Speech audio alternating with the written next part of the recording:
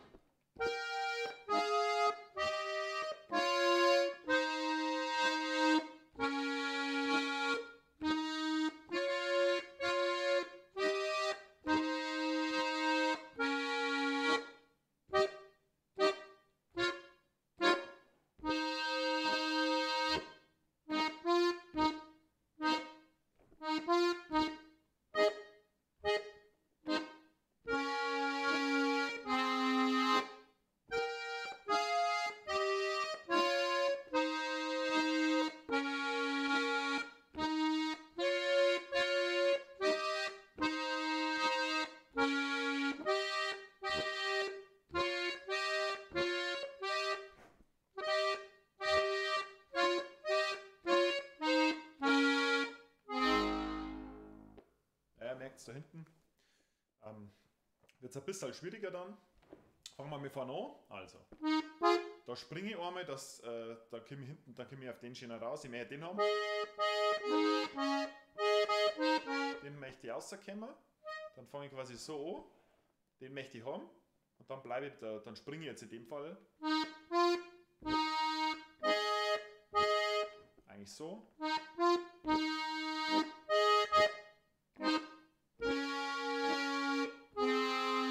Dann schauen wir, dass wir da mit 3-5 eine hupfen. 2-4, 3-5, 2-4, 1-2, ja, 2-1, 2-3. Den nehme ich so.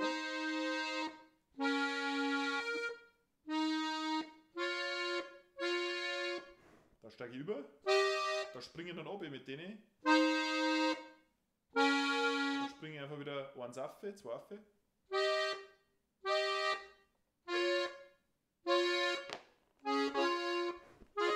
So.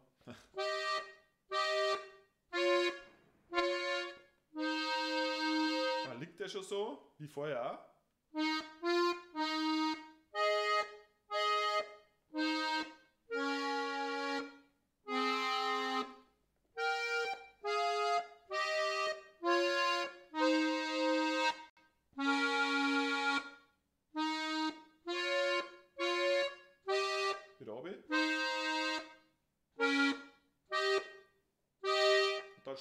Da löse ich jetzt meinen Griff auf. Das Ende ist ein bisschen härter.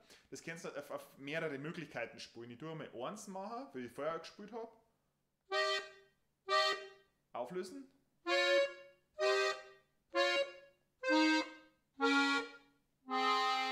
Oder ihr bleibt sitzen. Mit dem nicht.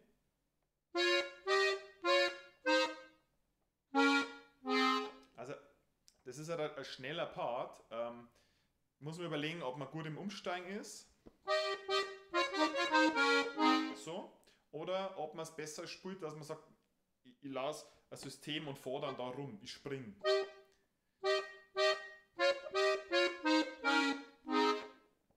Beste wäre natürlich schon das Übersteigen. Dann springe ich einmal da.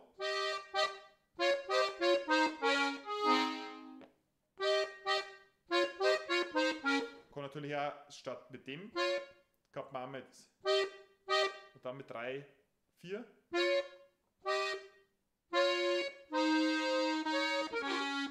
Da gibt es mehr Möglichkeiten. Ihr müsst nur wissen, was für Knöpfe das drucken müsst. Also das ist er. Ich tue es einmal wirklich so, dass man es nur sieht mit den Fingern, nur mit 1, 2.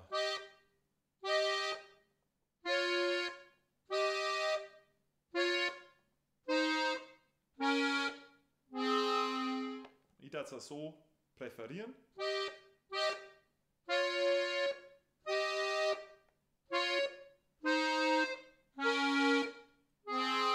Oder 3 dann.